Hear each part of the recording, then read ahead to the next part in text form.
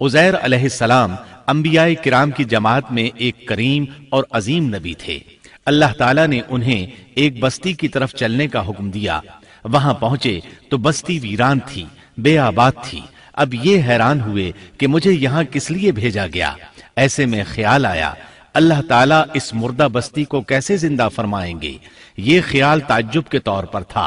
अल्लाह ताला सूरतुल बकरा आयत 259 में फरमाते हैं, أو كالذي مر على قرية وهي خاوية على عروشها قال أنى يحيي هذه الله بعد موتها فأماته الله 100 عام ثم بعثه قال كم لبثت قال لبثت يوما أو بعض يوم قال بل لبثت 100 عام فانظر إلى طعامك وشرابك لم يتسنه وانظر إلى حمارك ولنجعلك آية للناس وانظر إلى العظام كيف ننشزها ثم نكسوها لحما فلما تبين له قال أعلم أن الله على كل شيء قدير۔ या उस शख्स की मानंद के जिसका गुजर उस बस्ती पर हुआ जो छत के बल औंधी पड़ी हुई थी। वो कहने लगा कि उसकी मौत के बाद अल्लाह ताला उसे कैसे जिंदा करेगा। तो अल्लाह ताला ने उसे भी मौत दे दी 100 साल के लिए। फिर उसे उठाया, पूछा तुझ पर कितनी मुद्दत गुजरी। कहने लगा एक दिन या दिन का कुछ हिस्सा। अल्लाह ताला ने फरमाया तू 100 साल तक ठहरा रहा। फिर अब तू अपने खाने पीने को देख कि ये बिल्कुल खराब नहीं हुआ, और अपने गधे को भी देख, हम तुझे लोगों के लिए एक निशानी बना रहे हैं। तू देख कि हम हड्डियों को किस तरह जोड़ते हैं, फिर उन पर गोश्त चढ़ाते हैं। जब ये सब जाहिर हो चुका तो कहने लगा मैं जानता हूं अल्लाह ताला हर चीज पर कादिर है। अल्लाह ताला ने नींद की हालत में उज़ैर अलैहिस्सलाम की रूह कब्ज की थी, इसलिए उन्होंने जवाब देते वक्त समझा कि शायद वो सो रहे हैं। उन्हें ये एहसास भी न हुआ कि मैं तो इतना अरसा मुर्दा रहा हूं। जब वो सोए थे तो सुबह का वक्त था। जब दोबारा जिंदगी मिली तो असर के वक्त आंख खुली। इसीलिए अल्लाह ताला के सवाल के जवाब में उन्होंने कहा मैं एक दिन या दिन का कुछ हिस्सा सोया रहा हूंगा। अल्लाह ताला ने फरमाया अपने खाने और गधे को देखो, खाना बहुत जल्द खराब हो जाता है, लेकिन 100 साल गुजरने पर भी खाना बिल्कुल ताजा था, जबकि आपके गधे की हड्डियां बिखरी पड़ी थीं। अचानक उनके सामने देखते ही देखते हड्डियां हरकत करने लगी, फिर जुड़ने लगी। गधे का ढांचा तैयार हो गया तो उस पर गोश्त चढ़ने लगा। इस तरह गधा जिंदा हो गया और आवाज देने लगा। ये देखकर उज़ैर अलैहिस्सलाम पुकार उठे, वाकई मेरा परवरदिगार हर चीज पर कादिर है। उनकी इस आरजी मौत के दौरान वो बस्ती आबाद हो चुकी थी। उज़ैर अलैहिस्सलाम ने उनसे पूछा क्या तुम लोग उज़ैर को जानते हो। उन्होंने कहा जी हां, उन्हें फौत हुए 100 साल से जायद अरसा बीत चुका है। तब उज़ैर अलैहिस्सलाम ने उन्हें बताया मैं ही उज़ैर हूं। उन्हें यकीन न आया। वो एक बुढ़िया को ले आए, उसकी उम्र 120 साल थी।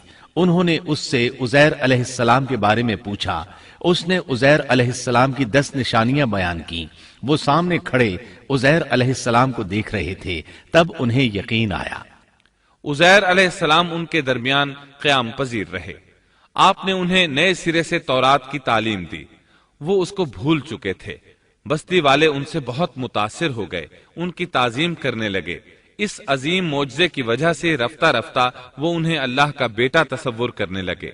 अल्लाह ताला सूरह तौबा आयत 30 में फरमाते हैं वक़ालतिल यहूद उज़ैर इब्नुल्लाह, और यहूदियों ने कहा उज़ैर अल्लाह के बेटे हैं। ये अल्लाह ने उनका एक जुर्म बयान किया है। ये जुर्म उनमें नस्ल दर नस्ल चलता रहा, यहां तक कि इस दौर में भी यहूदी उज़ैर अलैहिस्सलाम को अल्लाह का बेटा मानते हैं। आपका नाम दीवाने मुकद्दस भी रखते हैं और कहते हैं ये मुकद्दस जात की नस्ल से है और माबूद है। यही उनका शिर्क है। अल्लाह उन पर लानत करे। अल्लाह उन्हें इस जुर्म की सजा जरूर देगा। इंसान कितने ही बुलंद बाला मकाम पर पहुंच जाए और अल्लाह ताला के साथ उसे ज्यादा से ज्यादा कुर्ब हासिल हो जाए, तब भी वो अल्लाह का बंदा ही रहता है और किसी भी बुलंदी पर पहुंचकर वो अल्लाह या अल्लाह का बेटा नहीं हो सकता, अल्लाह का शरीक नहीं हो सकता। अल्लाह जल्ल शानुहू की जात पाक वहदहू ला शरीक है और बाप बेटे की निस्बतों से पाक है। लिहाजा इंसान की सबसे बड़ी गुमराही ये है कि वो जब किसी बरगुजीदा इंसान से ऐसे उमूर सादिर होते देखता है जो अक्ल में नहीं आते, तो रोब या अकीदत की बिना पर पुकार उठता है कि ये हस्ती तो खुद अल्लाह है जो इंसानी शक्ल में आई है, या उसका बेटा है, या अल्लाह ताला की शरीक है।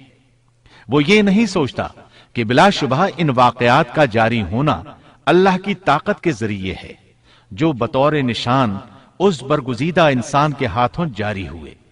इसके बावजूद ये न अल्लाह है न अल्लाह का बेटा, बल्कि उसका एक पसंदीदा बंदा है। और ये उमूर अल्लाह ताला के खास कवानीन के तहत सिर्फ उसकी ताईद और उसकी सदाकत के लिए जाहिर होते हैं, वरना वो भी अल्लाह ताला के आगे उसी तरह मजबूर है जिस तरह दूसरी मखलूक। कुरान करीम ने सैयदना ईसा अलैहिस्सलाम की हकीकत सूरह आले इमरान की आयत 59 में इस तरह बयान की है। अल्लाह के नजदीक ईसा अलैहिस्सलाम की मिसाल आदम अलैहिस्सलाम की सी है कि अल्लाह ने उन्हें मिट्टी से पैदा किया और हुक्म दिया कि हो जा, और वो हो गए। मतलब ये कि अल्लाह का बेटा अगर किसी को कहा जा सकता तो आदम अलैहिस्सलाम को कहा जाना चाहिए था। लिहाजा किसी नबी के बारे में ये अकीदा रखना कि वो अल्लाह का बेटा है बिल्कुल फजूल और बातिल है।